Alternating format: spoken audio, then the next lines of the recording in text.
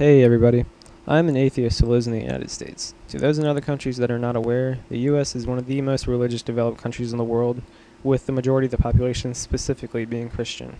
Due to the overwhelming majority of people who are religious, there are many misunderstandings about atheism and other topics that I feel I should address. I am interested in making videos that debunk arguments against atheism, evolution, and other scientific issues, along with videos that debunk bad arguments for the existence of a God and other religious things. My goal in these videos will not be to offend anyone, and I sincerely apologize if I do. My goal is merely to express my views and provide rebuttals for illogical arguments. Feel free to leave comments, but don't expect a serious reply if you are not being respectful.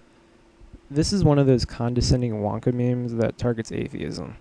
It says, "Oh, so you're an atheist? Please tell me all about the Bible that you haven't actually read." I'm pretty sure most condescending Wonkas are not meant to be taken seriously, but when any image attacking atheism comes around, people seem to post it everywhere, thinking that they have thoroughly crushed the beliefs of every single atheist. Unfortunately, all of these images that I have come across have utterly failed to do so, and this image isn't special in that regard. This is an argument that I believe is so obviously fallacious that I sincerely hope that no one truly thinks that it is a good argument against atheism.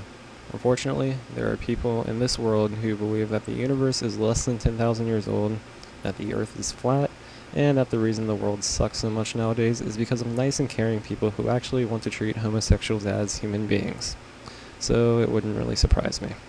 I'm sure most of the people watching this video probably have intelligence above the level of an elementary school student and can therefore easily figure out on their own that this argument is very flawed.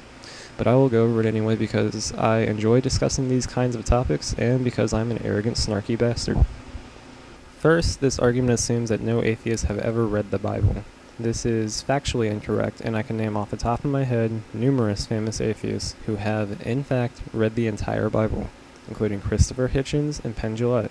In fact, Penn Jillette and numerous other atheists maintain that reading the Bible is an excellent way to become an atheist, due to the countless instances of genocide, misogyny, racism, cruelty, animal sacrifice, murder, rape, along with many inconsistencies with both modern science and the book itself, all of which seem to be either ignored or simply unknown to most professed Christians. Many atheists were raised in religious families and used to believe in God, until, for instance, they became older and looked more into the issue, and just could not find a way to logically believe in the existence of any God or gods. In the United States, which is where I live, the majority of the population is Christian, and raises their children to be Christian as well. Due to this, many, if not most, American atheists were once Christian. This, however, leads me to my next point. This argument implies that all Christians have read the Bible. A Gallup poll has discovered that only 59% of professed Christians claim to read the Bible at least occasionally or have read at least some of it in the past. I cannot find much information on the percentage of Christians who have read the entire Bible, but one source stated that less than 10% have. The reliability of the source is questionable though, so don't take my word on it. But due to the large percentage of professed Christians who have not even read the Bible, this argument can basically be used against them as well just by changing the word atheist to Christian. But you know what? Let's disregard everything that I just said. Let's assume that every single Christian has fully read the entire Bible and no atheist has ever even opened the Bible. This argument is still fallacious. There have been thousands of gods thought up by mankind and thousands of documents claiming that their God is the one true God, and all who do not subscribe to this faith are incorrect and may suffer for all eternity because of this, depending on which God you are discussing.